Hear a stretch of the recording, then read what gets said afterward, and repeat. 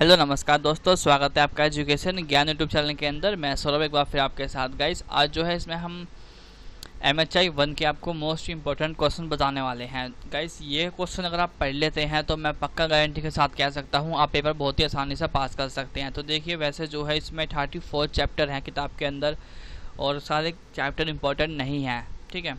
तो जो important chapter है मैं आपको वो भी बताऊंगा, साथ साथ में जो बहुत ही ज़्यादा इंपॉर्टेंट है जिसकी संभावना रहती है आने की, यानी मोस्ट इंपॉर्टेंट जो आपके क्वेश्चन है वो भी मैं आपको इस वीडियो में बताऊंगा। और ये जो है आपका जुलाई 2020 के लिए है। वैसे अभी तक एग्ज़ाम की डेट डिक्लेयर नहीं हुई है, जैसी डेट डिक्लेयर होती है तो उसका नोटिफिकेशन आपको हमारे यूट्यूब चैनल से मिल जाएगा, ठीक है। वैसे जो है जुलाई में संभावना है एग्ज़ाम होने की।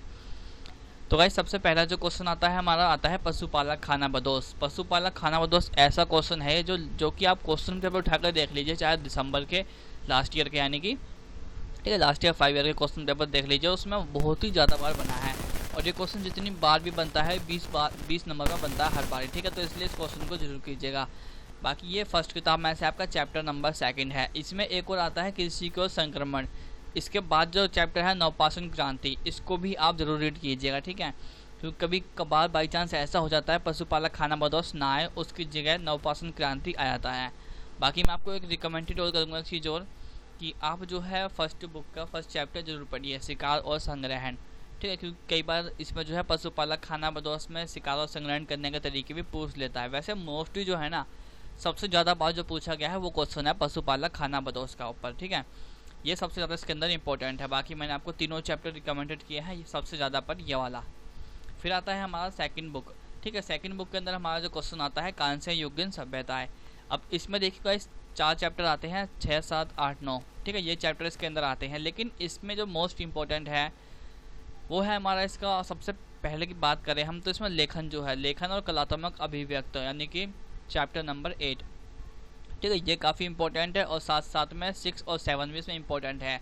लेकिन अगर हम टॉपिक की बात करें तो कांस्य युगीन सभ्यताएं में ऐसा होता है कि कई बार तांबे और कांसे का जो यूज़ था उसको पूछ लेता है, कभी कभार इसकी जो नगर की व्यवस्था थी उसको पूछ लेता है, ठीक है। तो इसलिए इन तीनों ही चैप्टर को आप पढ़िए। इन तीनों में से पक्का एक क्वेश्चन बनता है 20 नंबर का, तो इस हिसाब से आपके 40 नंबर क्लियर हो जाते हैं। फिर उसके बाद आता है रोमन साम्राज्य, ठीक है। बाकी जो है ये थर्ड किताब है आपकी, इसमें चैप्टर नंबर 10, 11, 12, 13, ठीक है दिए गए हैं आपके इसमें से। लेकिन सिर्फ आपका जो इम्पोर्टेंट चैप्टर वो है 13 नंबर का रोमन साम्राज्य। ये क्वेश्चन बहुत बार पूछा गया है रोमन साम्राज्य का और बहुत ही ज़्यादा बार क्वेश्चन आता है, तो इसलिए मैं रिकमेंड करूँगा आप इसे जरूर पढ़िएगा। आप बेशक 10वां 11वां चैप्टर छोड़ दीजिए, 12वां भी छोड़ दीजिए, पर लेकिन 13वां चैप्टर रोमन साम्राज्य जरूर पढ़िएगा। फिर उसके बाद आता है यूरोप में सामंतवाद, ठीक है। इसके बाद जो नेक्स्ट बुक है वैसे देखिए उसमें से इम्पोर्टेंट तो नहीं है, पर लेकिन मैं उसमें एक चैप्टर और कहना चाहूँगा आपको, खानाबदोश साम्राज्य। इस चैप्टर का आप पढ़ लीजिएगा एक बार। वैसे जो है पशुपालक खानाबदोश और खानाबदोश साम्राज्य में ज़्यादा अंतर नहीं है, इसलिए आपको ईजिली समझ में आ जाएगा। और पशुपालक का भी आसानी चैप्टर है, कोई हार्ड नहीं है, ठीक है। बाकी वीडियो चैप्टर की बना दी गई है, आप चैनल के ऊपर जाकर वीडियो देख सकते हैं। बाकी मैं आपको डिस्क्रिप्शन में लिंक दे दूँगा प्लेलिस्ट का, जिससे आप सारी वीडियो देख सकें स्टेप बाय स्टेप, ठीक है। बाकी यूरोप में सामंतवाद जो है इम्पोर्टेंट क्वेश्चन है। इसमें जो है सामंतवाद के 3 चैप्टर हैं, जिसमें पहले में आता है सामंतवाद पर विभिन्न दृष्टिकोण, उसके यानी नज़रिए क्या कहते हैं सामंतवाद के। और दूसरा चैप्टर है इसमें सामंतवाद रूप और संरचना। तीसरा चैप्टर है सामंतवाद के चरण और चौथा है व्यापार और सामंतवाद का हवास यानी कि उसका पतन। इसमें जो मुख्य रूप से इम्पोर्टेंट है और सबसे पहला चैप्टर है और यानी कि सामंतवाद का विभिन्न दृष्टिकोण। हम कह सकते हैं कि इन चारों चैप्टर को मिला के हम एक क्वेश्चन मेड कर सकते हैं, ठीक है। सामंतवाद के चरण जो है इसमें सिर्फ 2 ही बताए गए हैं बुक के अंदर, जो इम्पोर्टेंट है उसको ही आप रीड कर लीजिए सिर्फ, तो भी आपका काम बन जाएगा, ठीक है। यानी कि वही जो पहला चरण था इसका 9 से लेकर 11वीं शताब्दी तक और दूसरा 11वीं से लेकर 14वीं शताब्दी तक के जो 2 चरण है, ठीक है, इसको कर लीजिएगा। साथ साथ ही सामंतवाद का पतन किस तरीके से हुआ, अब इसको भी रीड जरूर कीजिएगा, क्योंकि कई बार इसके आलोचनात्मक तरीके या फिर पतन की स्थिति पूछ लेता है। वैसे मुख्य रूप से जो क्वेश्चन आता है इसमें सामंतवाद के चरण या फिर इसके विभिन्न दृष्टिकोण आ जाते हैं, ठीक है। इसलिए इसको आप जरूर पढ़ लीजिएगा। फिर आता है आपका नवपाषाण शब्द या पुरापाषाण, ठीक है। यहाँ पे पूरा एक टॉपिक नहीं है आपका, यहाँ पे सिर्फ एक वर्ड है। आपको जहाँ भी मिले नवपाषाण वर्ड, ठीक है, उसको आप पढ़ लीजिएगा। या फिर पुरापाषाण अगर आपकी बुक में है, वैसे है ही बुक में, इसको आप पढ़ लीजिएगा। ये जो टॉपिक है ये वैसे हमारा फर्स्ट किताब में चौथा चैप्टर है नवपाषाण क्रांति, उसमें भी नवपाषाण का काफ़ी अच्छा दिया गया है, तो वहाँ से भी आप पढ़ सकते हैं। लेकिन ये जो है बहुत ज़्यादा पक्का नहीं है। ये जो है अगर आता है तो 10 नंबर में आपका आता है, लेकिन जो मैंने टॉपिक आपको सजेस्ट किए हैं आप इनको ही पढ़ लीजिए, मेरी गारंटी है आप पास कर जाएंगे पेपर, पूरा 100 नंबर का पेपर आपको इसमें से मिल जाएगा। साथ साथ ही नेक्स्ट जो हमारा टॉपिक है वो है इस्लाम का उदय, ठीक है, यानी कि इस्लाम का उदय किस तरीके से हुआ, ये भी काफ़ी इंपॉर्टेंट है, इसको भी पढ़ लीजिएगा। ये कभी 10 में तो कभी 20 में आ जाता है, काफ़ी संभावना इसकी है। फिर जो आता है हमारा आता है नेक्स्ट टॉपिक, चीन में धार्मिक परंपराएं।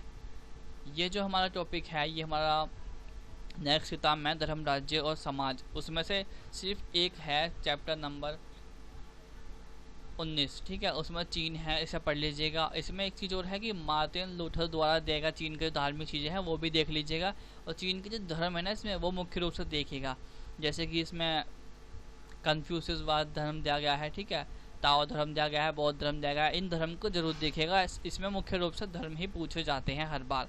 फिर उसके बाद आता है प्रोटेस्टेंटवाद, ये एक टॉपिक है, हाँ इसमें है वो मार्टिन लूथर का जो टॉपिक मैं आपको बता रहा था वो इसमें है।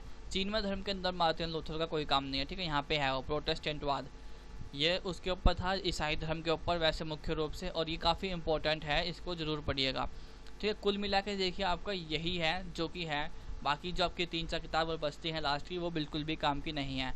लेकिन अगर आपके पास टाइम है तो मैं आपको एक चीज़ और सजेस्ट करना पसंद करूँगा, आपकी एक सामंतवाद के बाद आपकी नेक्स्ट किताब है मध्ययुगीन संसार में व्यापार और वाणिज्य।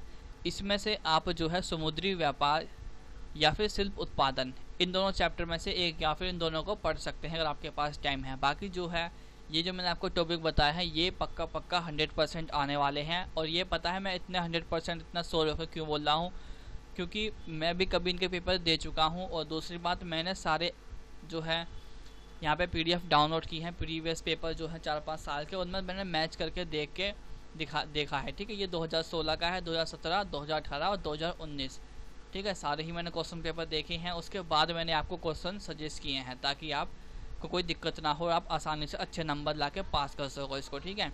तो बाकी इस वीडियो में गाइस इतना ही था, उम्मीद करता हूँ आपको चैप्टर टॉपिक है जो है समझ में आए होंगे, क्वेश्चन समझ में आए होंगे, ठीक है। बाकी जो है डिस्क्रिप्शन में लिंक दे दिया गया है, वहाँ से आप जाके सारे वीडियो देख सकते हैं। बाकी MHI 2, 4 और 5 के भी क्वेश्चन बताए जाएंगे, तो चैनल के साथ जुड़े रहिए और साथ साथ ही चैनल को सब्सक्राइब कीजिए।